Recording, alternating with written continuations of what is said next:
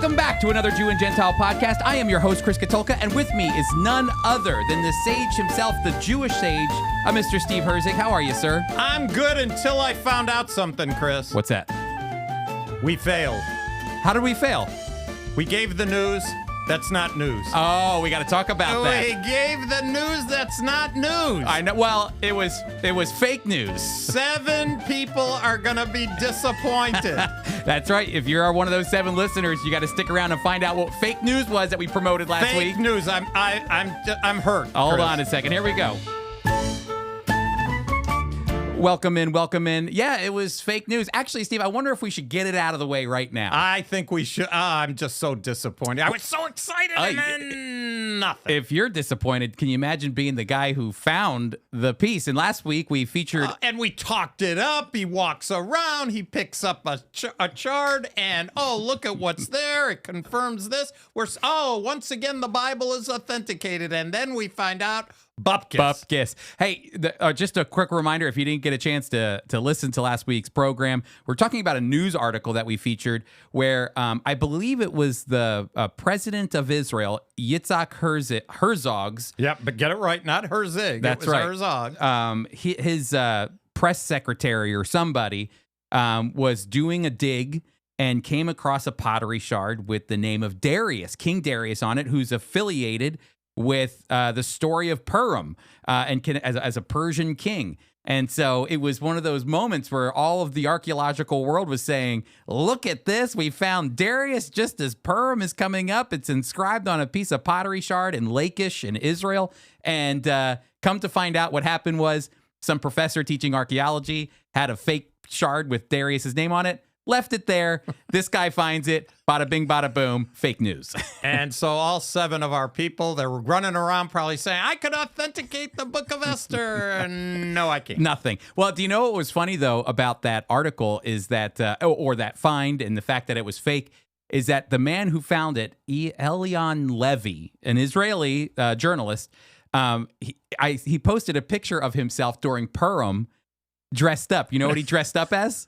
No. Darius, the fake Darius. The story keeps getting better. He said, I'm the fake Darius. So he found the fake Darius pottery shard, and then for Purim, he got dressed up as Darius. All right. Well, that's a fake thing. But, Chris, we shouldn't go any further. We have a special guest with us. Yes, we do. Why don't you introduce him? I'm excited to introduce Tim Harrison. Tim is no stranger to the Friends of Israel at all, Tim. You've been around at Friends of Israel for how many years? This is my Hold on a minute. Go ahead, do it now. Yeah, this is my 25th year, Chris. 25 years with He came Friends as of a Israel. single guy, and now, 6 kids? 6 kids. Yep. My quiver is full. You came to the Institute of Jewish Studies when it was actually here at the Friends of Israel property. That's right, Chris. I was here for the last semester of IBS, when it was the Institute Not of the Biblical disease. Studies. Not the disease. That's right. And so I was here for the last semester of that. And then I was there for the first semester of IJS when it became the Institute of Jewish Studies over at Philadelphia College of Bible, back when it was still PCB. PCB, that's right. That's what I did. When it was PCB, I went to the Institute of Jewish Studies.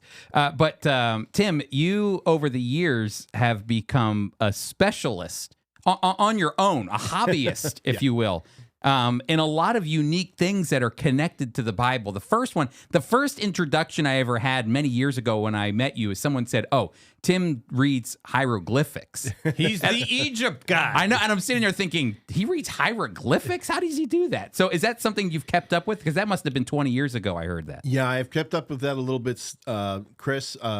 It's kind of difficult to stay fresh when you have 6 kids on extraneous stuff like that. 100%. But I have managed to pick up some books here and there to try and keep current on it. There's a lot of dialects even within the hieroglyphics language, so it's kind of really presents a challenge on staying fresh, but it's still in there enough so that I can look at most inscriptions today and at least have a good idea what they're talking about. You led actually a couple of trips for IJS to the museum. That's right. Yep, I was the tour guide several times for the Institute of Jewish Studies at the Philadelphia. Unbelievable. Yeah. And then Tim does a chapel today on church history. And we found a brand new Equip teacher. That's exactly right. Well, and we knew that we've wanted Tim to do we have, Equip. but he sealed the deal today. What was your first? Last time we had talked about you doing Equip, you did something about the Battle of the Gods, but you had maybe it was God Smack Talk or something. It was Divine Smack Talk. Yeah.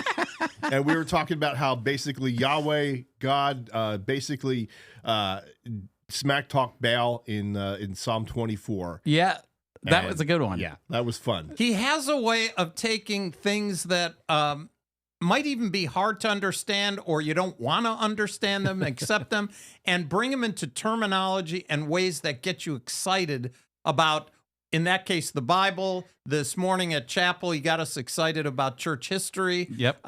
And so I think he's going to do fantastic. I'm glad we got him for Equip. Well, Tim, you did actually you talked about two particular individuals and a heresy in church history. Yeah. Alexander, is that who it was? And Athanasius. Alexander and Athanasius were the good guys. Yep. Mm-hmm. The two bishops. Yep. And then there was, and this is probably circa 3rd century AD. Yeah. And I should correct myself. The big bad name was Arius. Arius. There you go. Yeah. Yep. And so you talked about kind of the controversy and how through Athanasius was able to solidify truths in the church history that last to this very day because they're a core part of the creeds that we speak. Right.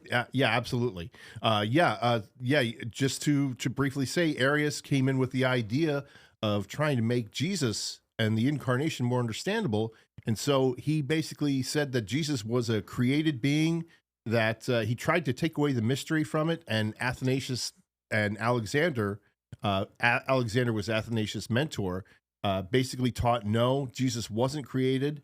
Jesus was fully God and fully man, and the fact that there was some mystery behind it was an okay thing. Yeah, that's great. Boy, all that time ago, it was pointed out to us by Jim Showers at that chapel, summing up what Tim said, and said, we really walk or stand on the shoulders of 2,000 years of church history, battling it out for the doctrinal purity of the text. Mm-hmm. And Tim gave us a great example of that this morning. And Tim, we're in the book of Revelation, and Revelation was written by John. And John, I think, is one of the best gospels that we have to talk about the fact of the eternal existence of Jesus. Yeah, absolutely. I mean, and Athanasius was no stranger to what manuscripts he could get that included John. And one of the references he used was the lamb slain before the foundation of the world. Mm-hmm. That's huge. Amazing That's stuff. Right. Look at Tim, the man who's on a lawnmower 8 hours a day is a guy who does, what do you want, Egyptology? What do you want, doctrine, history? Tim Harrison's the man. Is that when you're riding because Tim, how many acres of land, you work the buildings and grounds team here at the Friends of Israel, how many acres of land are you mowing on that lawnmower, and how fast does that lawnmower go? Lawnmower goes about 10 to 12 miles an hour, so it's a little bit of a rocket. Yeah. And we cut about 47 acres of grass. That's amazing. So when you're doing that can take several hours. Oh, yeah. So every time I see you out there, I already know you're a genius from our conversations, but I know you're not listening to just nothing while you probably got podcasts going on. Yeah. You're learning stuff all the time while you're taking advantage of that alone time going back and forth. Yeah, I do. I try to keep up with a lot of good podcasts, a lot of historical podcasts. Notice he doesn't do us. No, you're still on the list, but I do. I just know he's not one of the 7. No, but For this episode, he will be. Maybe. Yes. It's in the lineup. He's got a little incentive. That's right. Definitely there. So yeah, I enjoy the historical podcasts, and I do keep up with FOI's radio show. That's really handy to keep on a podcast. It's nice that it's downloadable now. Yeah. And but yeah, a lot of historical podcasts, and particularly focusing on church history, and occasionally Egyptian history when I find those as well. Again, I want to talk up Tim here for a moment because he's somebody who is well-rounded in history. I think is always somebody, too, that dabbles in other hobbies. And one of the hobbies that every time I see it now, I think of you. You do small hobby trains, right? Model railroading. Model railroading. You even have a podcast for model railroading. I do, yes. Yep. Where did that come from? Model railroad. When I think of that, I just think my dad used to set up a track around the tree. and we'd watch the train go around the tree during Christmas. Yeah. But we're talking about like really detailed model trains, towns, and tunnels and things like that. Yeah, that came from my father. Actually, our whole family has always enjoyed trains and nostalgia surrounding railroads. And I got to watch as a little child my father working on his model railroad, and I came down to the basement one time and he had built me my own, and that's basically how it started. That's amazing. Wow, that is amazing. Yeah, because you have your own following for people who have the same passion you do of model trains. And I bet he has more than 7 people. Oh, I bet he has a ton of listeners. I'm confident of that. That's right. Let's see, trains or the Jew and the Gentile podcast? No contest. Not any contest. That's right. That's great. Well, Tim, you're more than welcome to stick around. I hope you do. I hope you chime in, especially as we're going through. We want you to chime in when you can. All right. For Revelation chapter 12. But before we do that, we have some things that we're going to talk about. First is this, Steve. Did you know Emily Stone? Once again, Emily Stone. And I just thought, there's a lot of people who enjoy Dear Abby. She's not on it. They have new people now. But the concept of getting advice from the newspaper back in the day. And so Emily Stone writes, let me tell you something, Jewish advice columnist. While advice giving might seem a specialty of your neighborhood yenta, it's actually a booming Jewish business that predates Emily Post. From Dear Abby to Ann Landers to Miss Manners, Jewish advice columns have been at the forefront of a movement that attracts a vast readership while it cranks out social history of daily life rich enough to be called Jewish, but lower in calories. Here's an example. Dear Abby, my boyfriend's going to be 20 years old next month. I'd like to give him something nice for his birthday. What do you think he'd like? From Carol. Dear Abby writes back, Dear Carol, never mind what he'd like. Give him a tie. That's a great. Jewish answer. That's a great. Forget the bum. Get him a tie. Dress him right. Advice. I mean, you're an advice giver, I feel like. Oh, I don't know if I give advice. I feel like you give advice a lot. You offer your advice. I offer it, but nobody asks for it. That's normal, though, isn't it? For me, absolutely. People, they love to give advice. It doesn't mean people are going to take it. That's true. Very true. Have I ever given you any advice, Tim? Oh, Steve, I know you have. One of them is to listen to this podcast called Jew and Gentile. Oh, bada bing, bada boom. Oh, he fits right in. He fits right in. All right, well, listen, before we continue, we have fast news to do, Steve. Oh, I forgot about We got fast news to do. You're going to Jerusalem Post. I'm going to Times of Israel. Tim, this is when we do fast news. Wait. Let me get on and go. All right, here we go.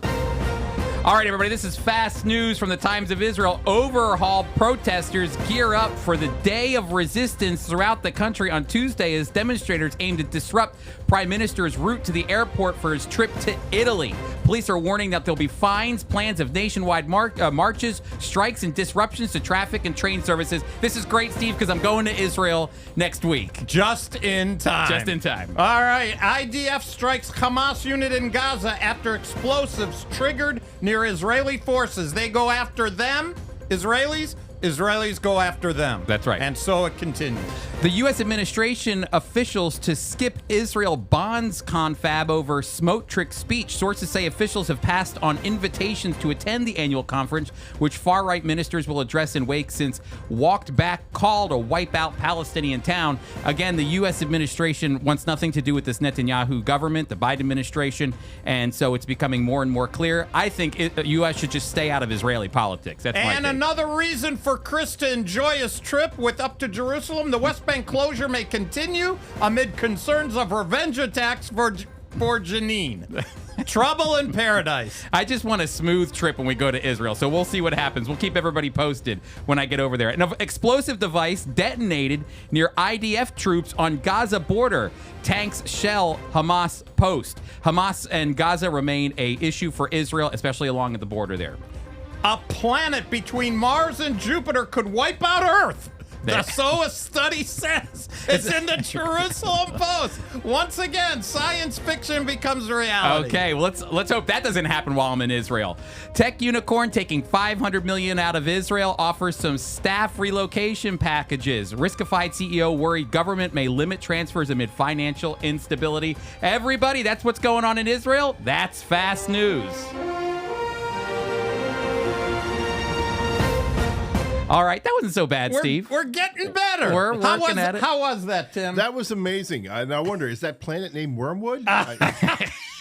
Oh, yes.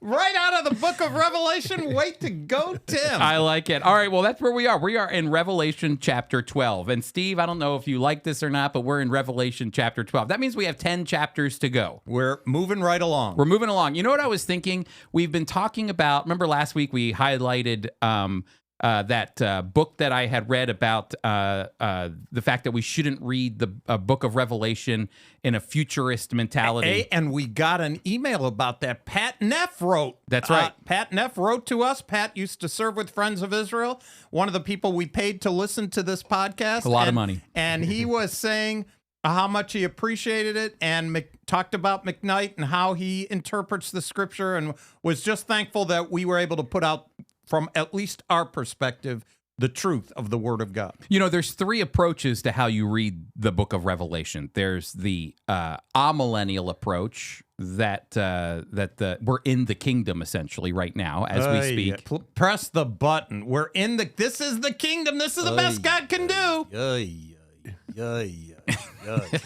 Okay, so then there's the preterist view, which means that everything was basically. All the book of Revelation, all prophecy met itself in 70 AD. It happened already. Mm-hmm. And that's what Scott McKnight believes. Press the button. Is anything okay? All right, here we go. Is anything okay? If it all happened already, you have to be waking up every day in this reality. Nothing is okay. Nothing is okay.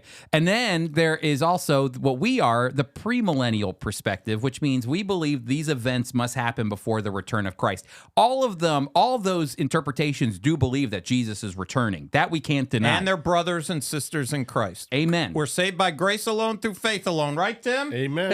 Historic church history. That's right. Fact. And so that's important for us to see. But the thing I wanted to bring up in kind of talking about Scott McKnight's perspective, and he's a brilliant man.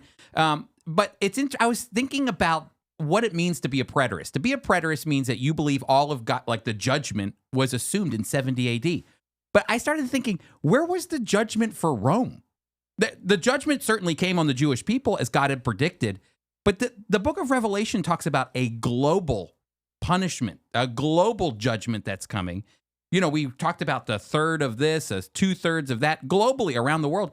And yet somehow they believe that tiny Jerusalem in the world being judged is some type of judgment globally as well. And I don't think the Romans were the Romans did just fine. They marched back. There's the Arch of Titus in Rome, which pictures when Titus defeated the Jewish people, and we have a picture of the menorah in Rome that goes all the way back to when that event happened in 70 AD. They're triumphant. They didn't get judged. The Jewish people got judged then. Chris, I've been criticized for this, but I'll say it anyway. I've said it before. I believe, and I have to say it succinctly and clearly, that a position that is supersessionalist, reform in its eschatology, is anti-Semitic theology.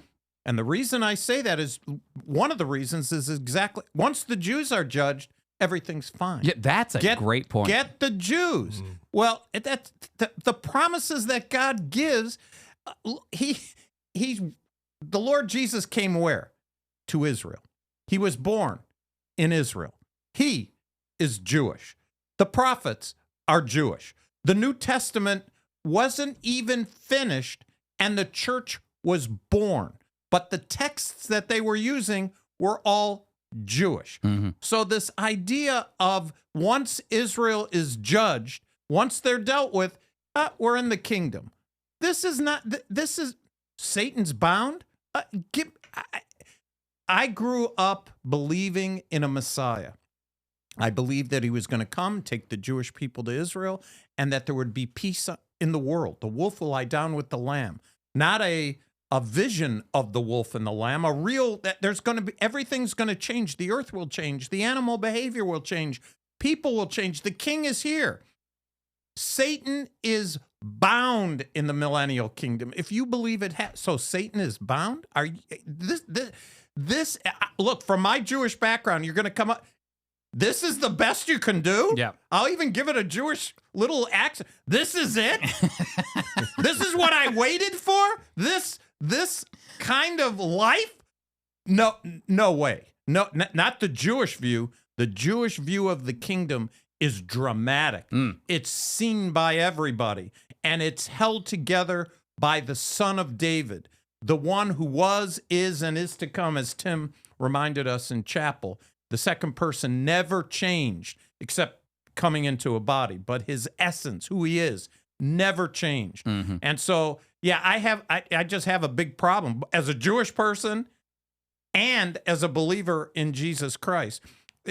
It sounds like you're giving advice. I'm not giving advice. He's a Jewish, sage. the Jewish advice. That's right. I would echo Paul. Come to Jesus Christ. That's it. Come to the Savior. No, Come it's to just the comment Messiah. for did you know? You know, the Jewish. Did you know? The Jewish advice.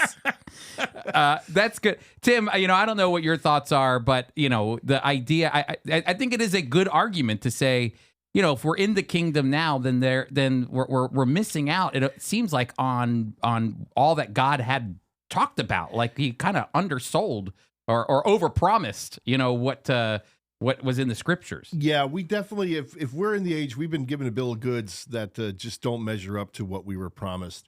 And, you bring up a really good point, and if I may just go back to a couple minutes ago when you said, where was the judgment on Rome?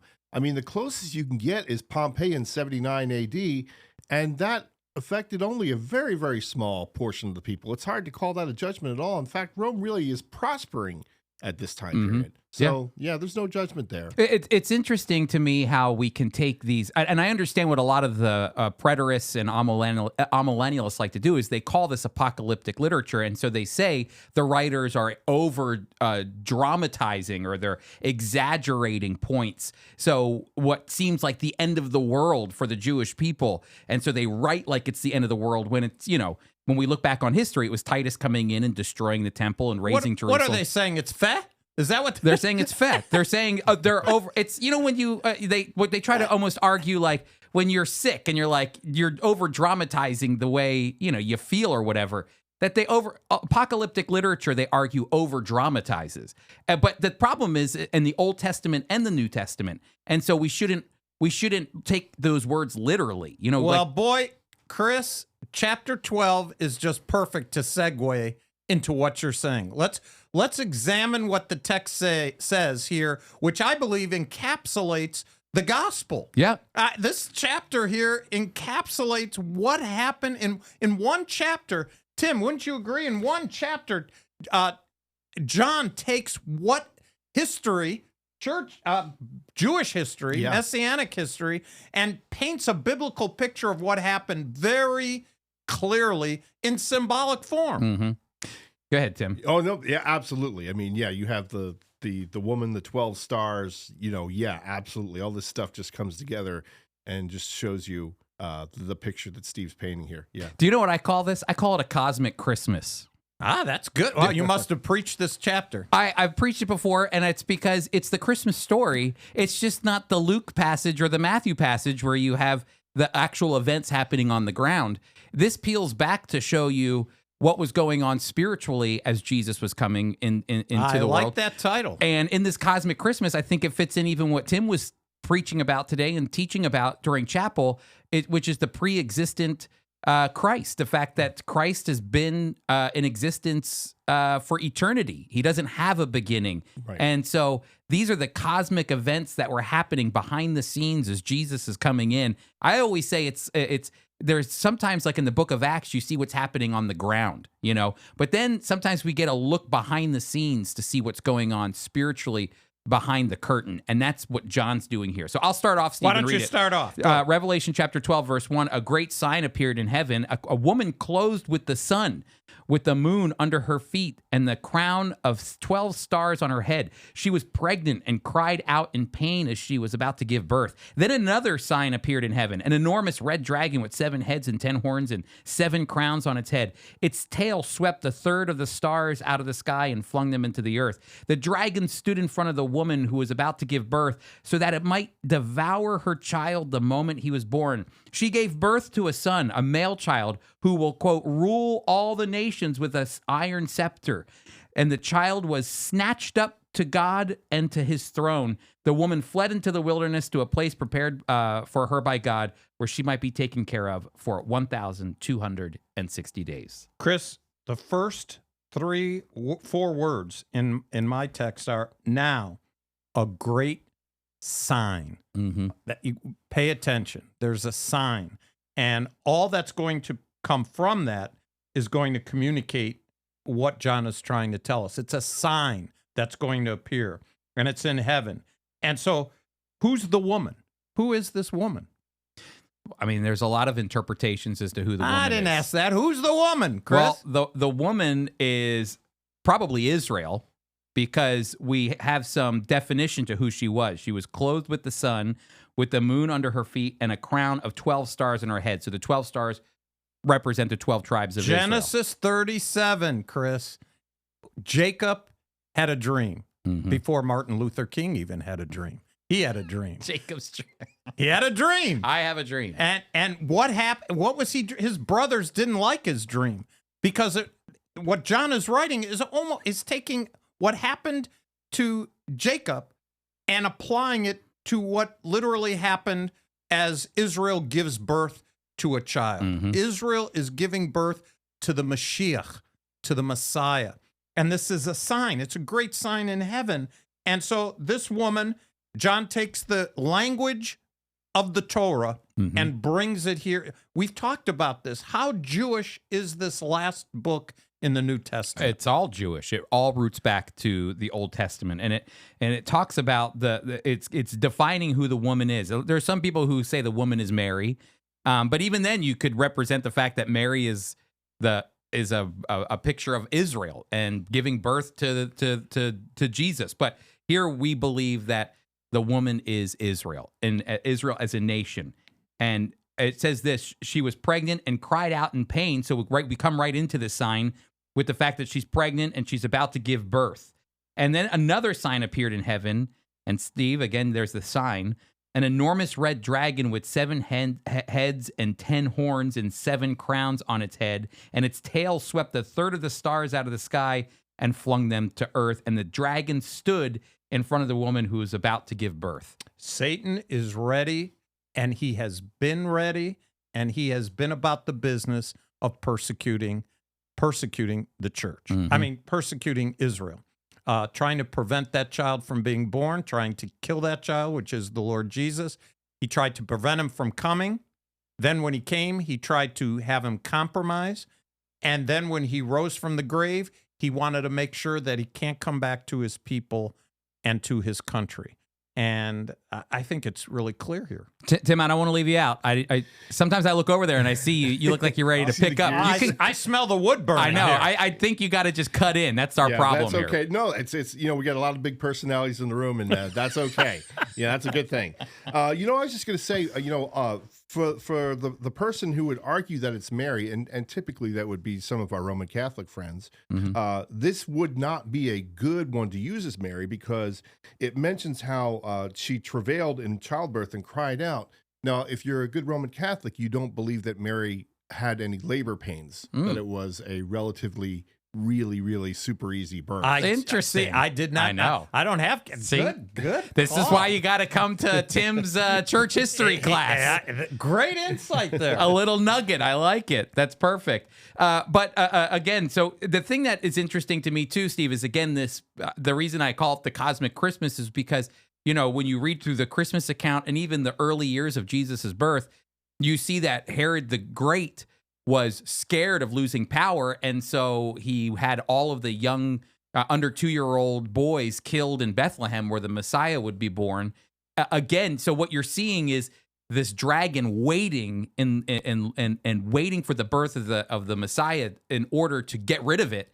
And there he is working through Herod the Great in order to get rid of Jesus. So you have the behind the scenes, the spiritual side of things, and then Matthew and Luke give us the more physical side of things as well. You know, it's interesting. We were talking about the woman. I've used this before, the Life Application Bible Commentary on Revelation from Tyndale.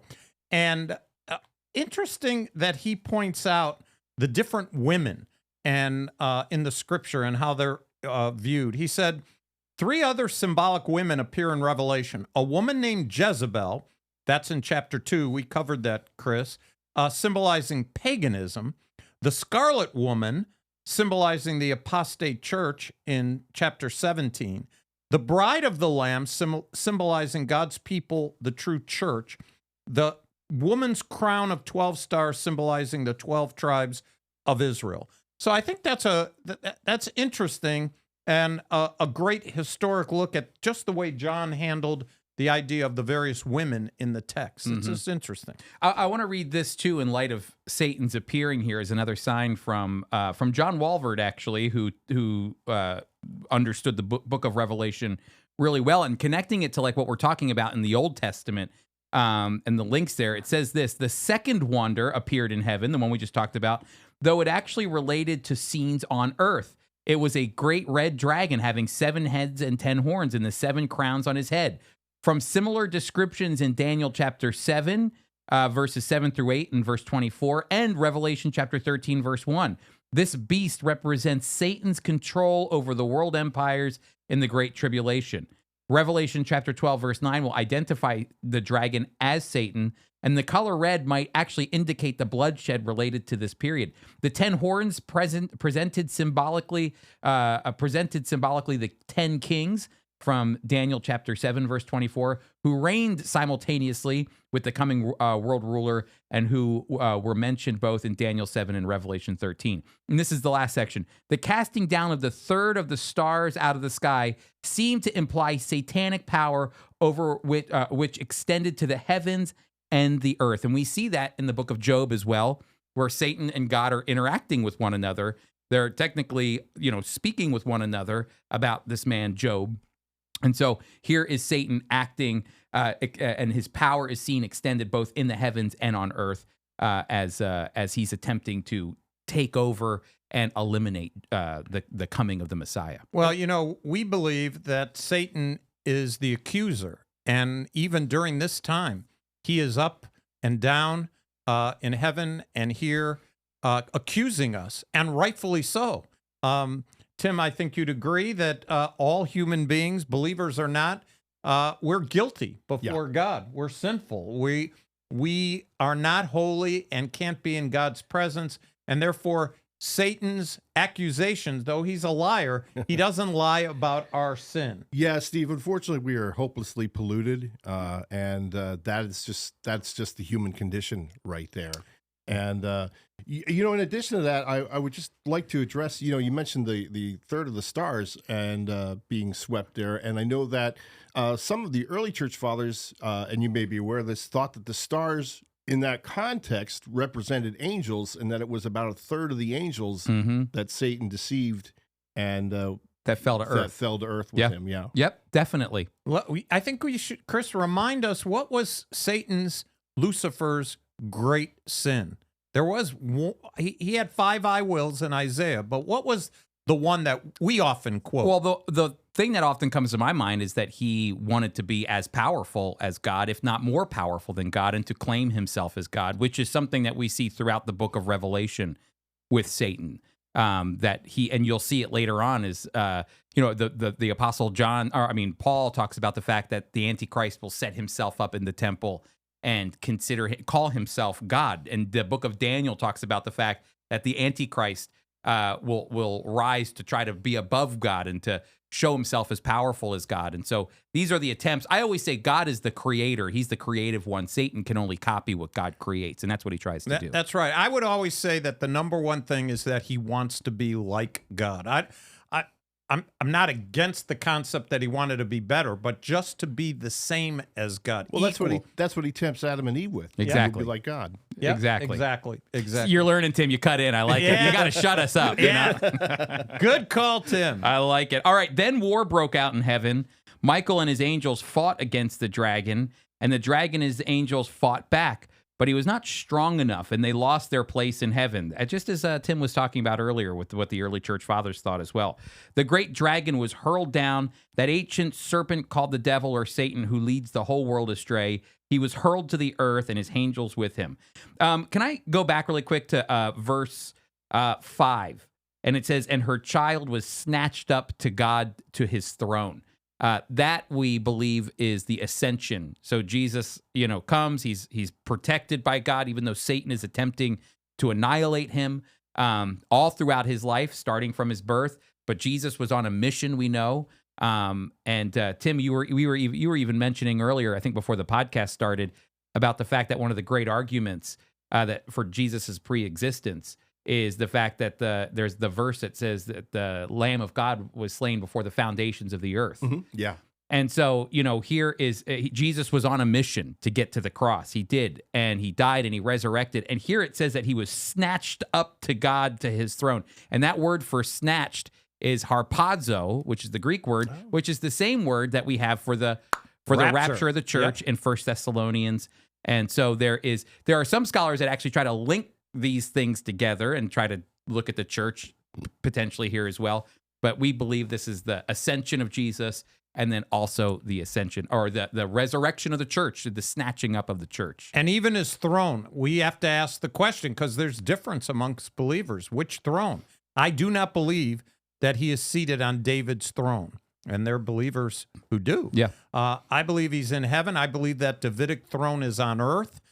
It's not a symbol, it's a throne, and he'll worship in the line of David as promised in 2 Samuel as the son of David in Jerusalem.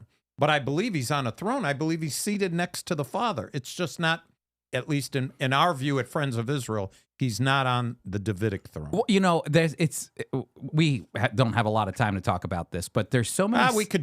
We're going slow enough. Let's come back again next week. There's so many similarities between the life of David and the life of Jesus. David had a first coming and a second coming in some way. So you have to follow with me here for a minute. But in the first coming, is the book of 1 Samuel, where he's struggling to kind of rely on God. Oh, somebody's ringing you, Chris. I know. I have to put this disturbed thing on.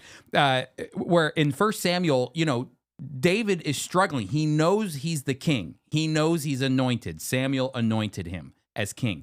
But there's another king sitting on the throne, Saul, and there's a struggle. And David had some followers, and everybody else followed Saul. And it actually even lets you know what kind of followers David had. They were people who were poor. They were the outcasts. They were the downtrodden. It says that in 1 Samuel. And so David had followers, not many. He stayed in his lane, Chris. That's right. He stayed in his lane until it was time. And even when there was that moment to create, to make himself king by killing Saul, he didn't. He cut off a piece and said, I could not kill the Lord's anointed. I could have done it, but I didn't do it. And even Saul recognized that. Yeah, exactly. But then, so that's 1 Samuel. There's kind of this tension of reign, of who, even though David is king, we believe Jesus is the king. When he was on earth, no question, he was the king. He was anointed to be the king. But there was still the struggle because he never really presented himself as the one sitting on the throne with great power and authority. In fact, he probably confused the disciples more than anything when he says the last shall be first and the first shall be last, and the Son of Man did not come to be served but to serve and to give his life a ransom. I'm sure the disciples are going, you're killing me here, But the reality is that there was a tension, the same in 1 Samuel with David and his tension. Then you get to 2 Samuel, and all of a sudden, once Saul passes off the scene, David comes and takes his rightful seat on the throne. But things happen. But there was never a question when you're reading 1 Samuel that David's not the king. We know he was the king. Samuel anointed him. There was never a question. When I read this, that Jesus is sitting on the throne, I agree with you. The Davidic throne is an earthly throne for him to sit on. But that doesn't mean he's not the king. 100%. It doesn't mean he's not the king. He is ruling, he is reigning, he is in control. All of these things are happening because he allows them to happen. So that's important to remember. It's a great point. One of my favorite shows is a movie on Robin Hood, and King Richard was still king, even though his brother was ruling. He was out fighting how did they word? Are you talking about the cartoon one? No, okay. no. Because I used to watch that one with your boys. We love that one too. No, Earl Flynn, that 19. Oh yes. Oh, it was great. It was a great movie. But who are they following? They understood who the king was and over Sherwood and all that stuff, but they knew that King Richard was coming back. That's right. And we have allegiance to our king. Doesn't we're Americans with the president and the Congress and all that, but we have a king, but he's not here. Mm-hmm. He's king, but he's not here. Mm-hmm. We wait for him to come. We believe he can come and take us anytime, and he's the real king, but that's not what's here on the earth. That's right. That is exactly right. Tim, you want to add anything there? You know what? I would just say, just as a sidebar here, just as a little fascinating thing, as you're reading that, and of course, we want to give God all the glory, but God does use people and angels to do his bidding as well. Mm-hmm. And it's interesting here because we have two times when Michael is opposed to Satan. We have one mentioned in the book of Jude where they're contesting over the body of Moses. And at that point, you get the sense that Michael is sort of reined in. He says, "The Lord rebuke you." He's not really doing anything much more than that. But here, we finally have Michael just basically cutting loose and tossing Satan out of heaven. That's exactly right. It's, again, that picture of the behind-the-scenes events that are taking place. Tim, are you a Star Wars fan at all? Do you? Yeah, admittedly. Okay, no, that's okay. I don't follow everything, but I do watch the movies. And I think I've mentioned this before. Do you remember? It might have been the last of the more recent ones that came out.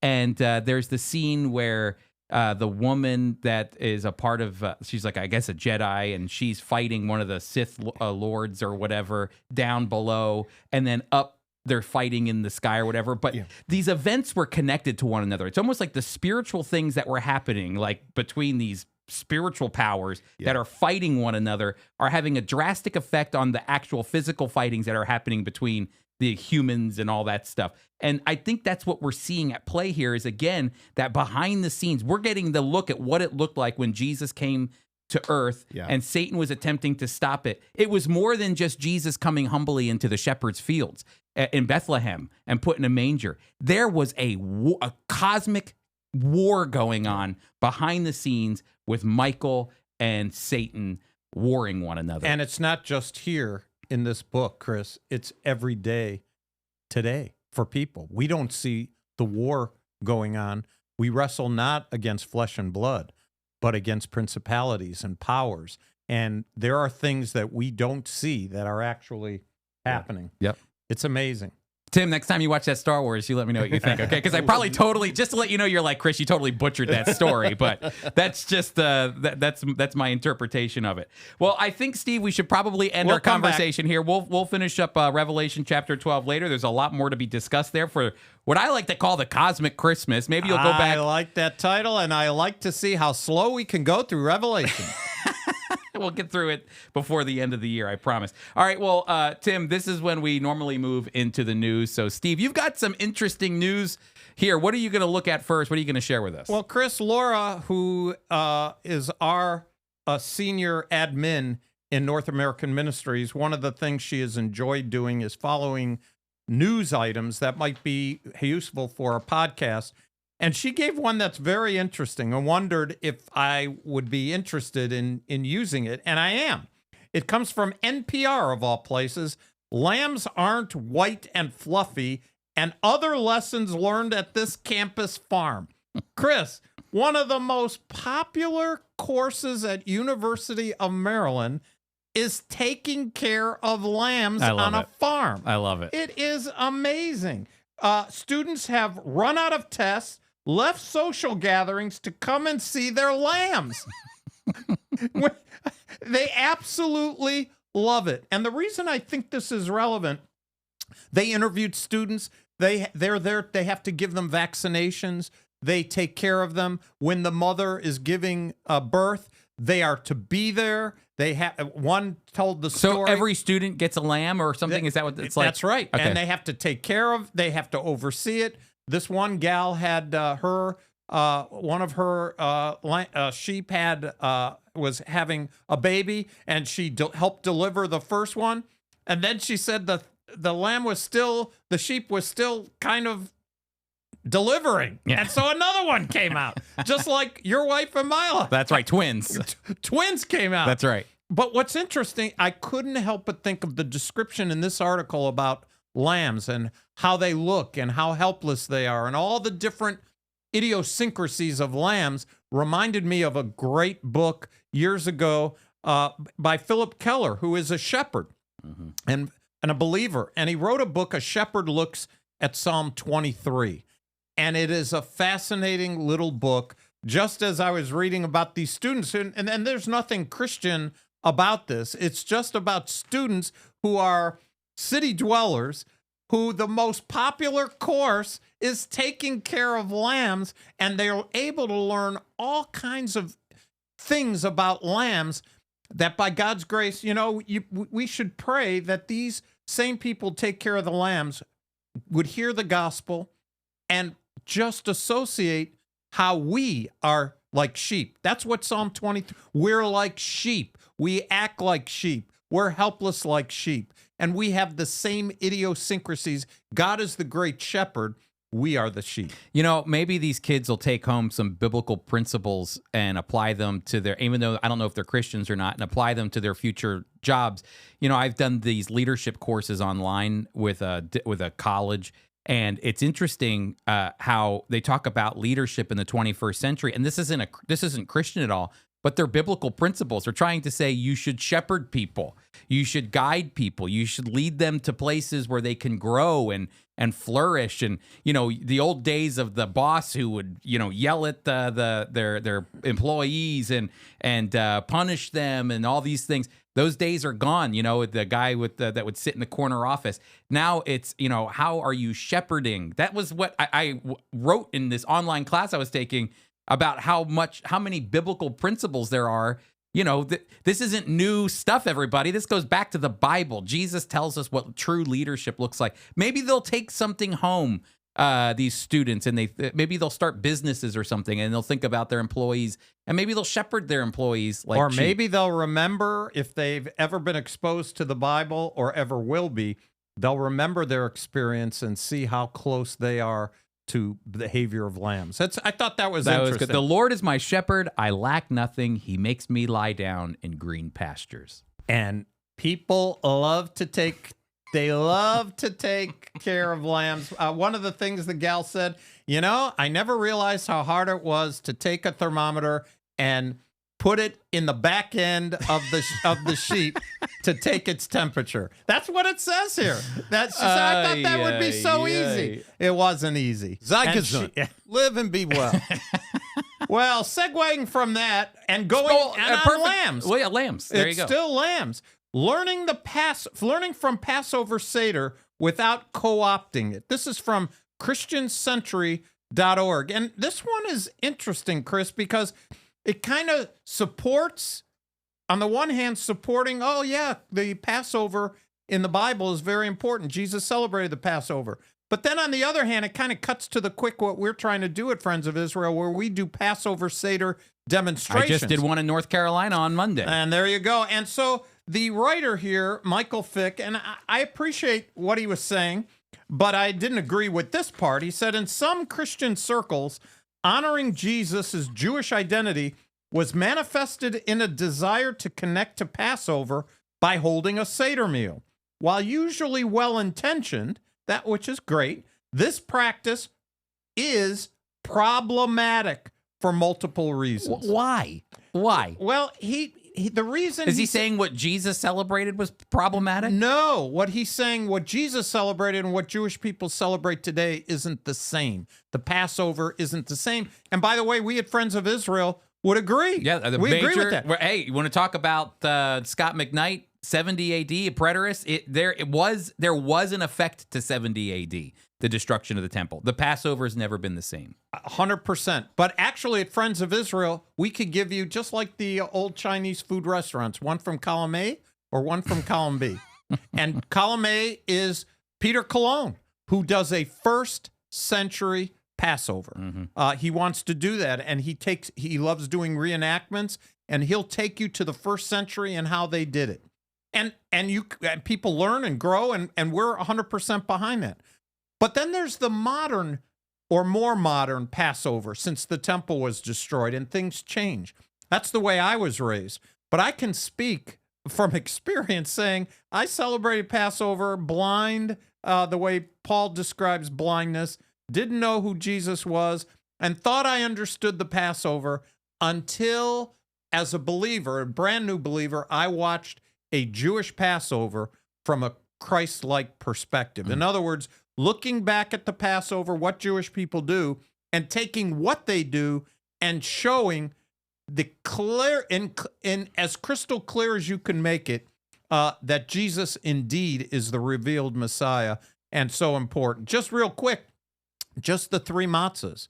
The three matzahs that, according to Jewish teaching, represents the Jewish people, the Kohanim, the high priests, the Levites, and the people of the land. And yet it's always the middle matzah. It's always the middle matzah that's taken, broken, wrapped, and brought back. And what is it called? The only Greek word in the Seder, which tells you that it's old. It's Greek. It means he came. And I remember, Chris, doing that as a young child, finding the afikom and giving it to my dad, getting a reward. And we'll stand up in a church or Bible study or wherever we are, and we'll say, look, what do Christians learn from what Jewish people do? Hey, the middle person in the Godhead came to earth, suffered, died, was killed, purchased with a price, the price of redemption, and everybody eats it. Jesus celebrated the Passover, and everybody, he said, this is the new covenant in my body. And so we remember him. And so I disagree with... because here's his points really quick. The value that you can take from the Passover is we encountered a call to embrace small gatherings of believers. Okay. Which is good. He just says the idea of Passover is something Christians should do, but in their own little way. But it's hollowing. We encounter the power of both offering and receiving hospitality. We encounter the opportunity to ritualize the ordinary. We have an opportunity to think about the power of food and eating. We are called to re-examine who's really welcome and what that really means. We are invited to respond creatively to changing contexts that call for the building of new relationships with our neighbors. And I think that's it. Well, where's hope? Where's redemption? Where's salvation? Where's deliverance? Where's acceptance? It's almost like he's right. The Passover is different than what Jesus celebrated. It's developed over the years. But I'll tell you this right now, when we do a Passover Seder, of course we should be hospitable.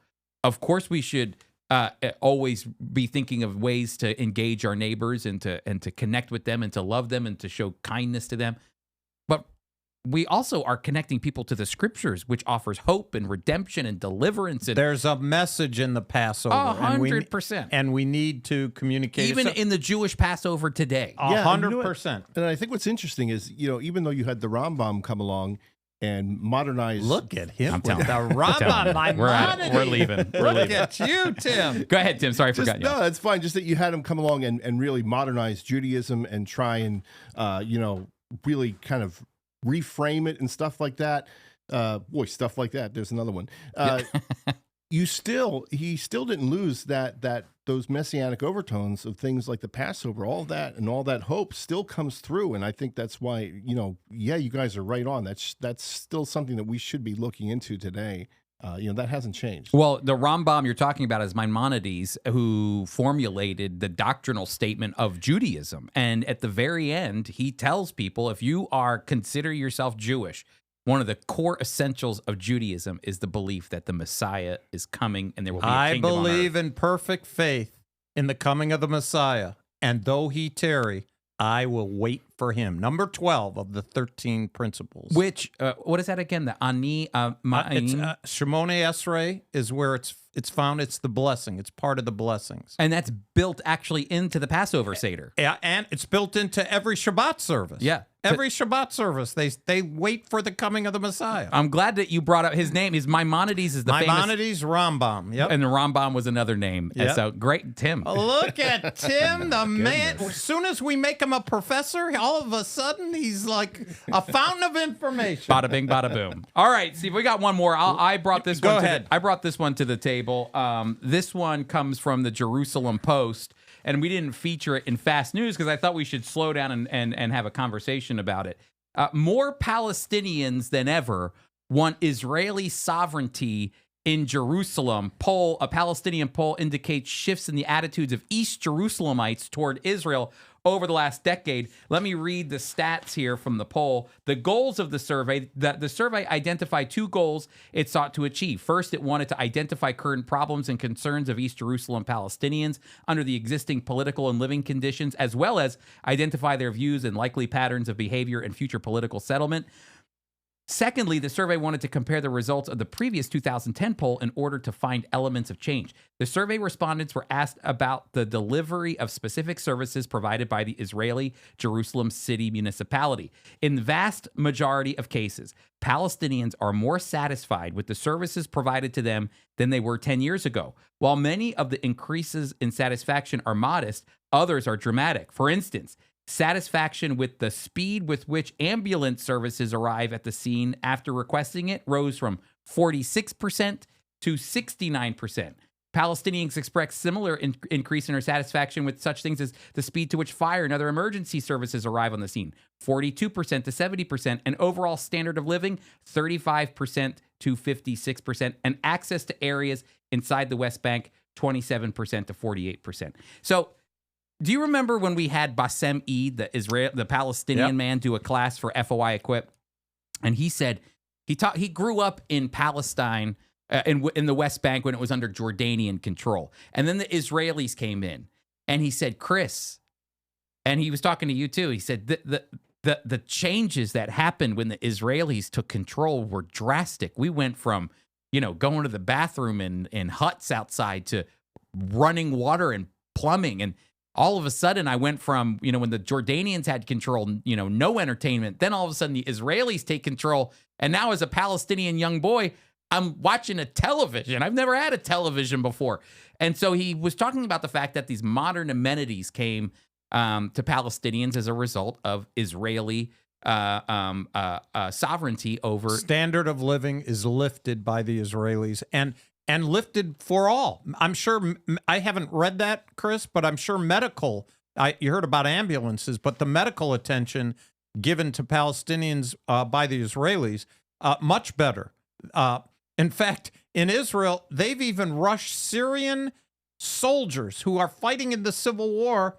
When they get injured, they go to Israel and get fixed up to go back to battle. There's no other country in the Middle East like Israel. Well, here's the last poll. The response between two polls, again, radically shifted. Between 2010 and 2022, the percentage of respondents who preferred Palestinian sovereignty dropped from 52% to 38%.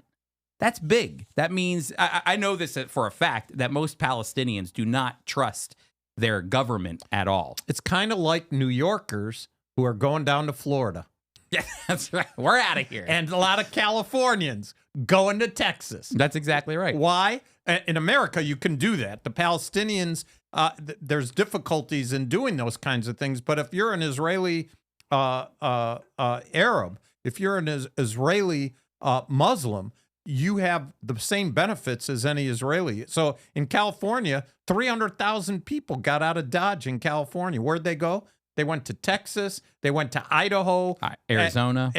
All the places where they could thrive. And so it is in Israel, too. 100%. Hey, listen, before we go to the Yiddish word of the day, I just want to say that the Jew and Gentile podcast, we forgot to mention this, but it's sponsored by we've been alluding to Equip the whole time. That's right. FOI Equip is our sponsor. FOI Equip is your place where you can learn the Bible from a Jewish perspective. This Thursday, tomorrow night, we've got Tom SIMCOX, who's going to be doing a 3-week class on Messianic Prophecies starting March 9th, 7:30 p.m. You can sign up and register for free, Steve. Free. Unbelievable. Unbelievable is right. So I encourage you, if you haven't yet, be sure to go to foiequip.org. We should have mentioned that a lot earlier, but we were so excited to have Tim, so excited to talk about the things that we've been discussing. Well, we did mention Equip. He's going to be teaching Equip. Equip sponsors the show, and he's going to be a prof, and Tom is a prof for Equip, and we love Equip. I know, Tim, are you ready for Equip? I know you have till July. Yes. I mean, we're Chris, giving you plenty of time. Make the announcements. I don't know when it's going to happen, but Equip will have its own podcast. Oh, Equip. That's right. Right now we're developing an FOI Equip podcast that we can share with you on our show notes here as soon as it's launched. But we're taking all the teaching from FOI Equip. So when Tim teaches his class on church history or Messianic Prophecies, you'll see them pop up on your podcast feed. He'll have something to listen. He won't listen to the Jew and the Gentile podcast. He'll listen to himself. But he'll listen to himself teaching a course. Tim's the man. No, that's good. All right, well, listen, here we go, Tim. Our last segment, Yiddish Word of the Day, everybody. Yiddish Word. We found this one because of the lambs and the Passovers, and Passover's coming soon. Steve, what's our Yiddish Word of the Day? Well, Chris, I never heard of this before. We did look it up, but a zissen pesach.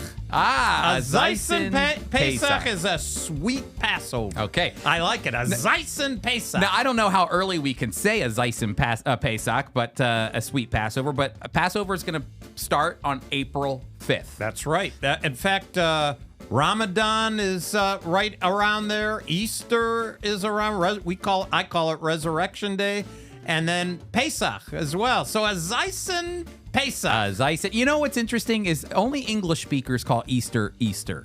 It's because of what the King James Bible did when they translated the Greek word Passover and they made it Easter.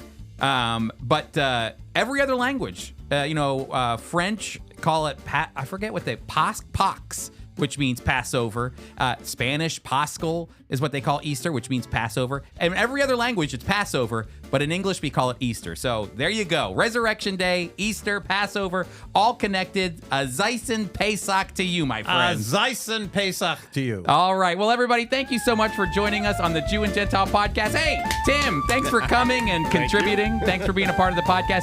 Just a fresh reminder, go to foiequip.org, and there you'll be able to register for Tom SIMCOX class, Messianic Prophecies, looking at the Bible, trying to understand the Messianic prophecies that pointed not only to Jesus' first coming, but also his second coming. You're going to want to do that. That's 3 weeks starting March 9th by going to foiequip.org, and you can sign up, and it's free. Steve, last words. Go ahead right now. Sei gesund. Live and be well. All right, everybody. Well, we will see you next week.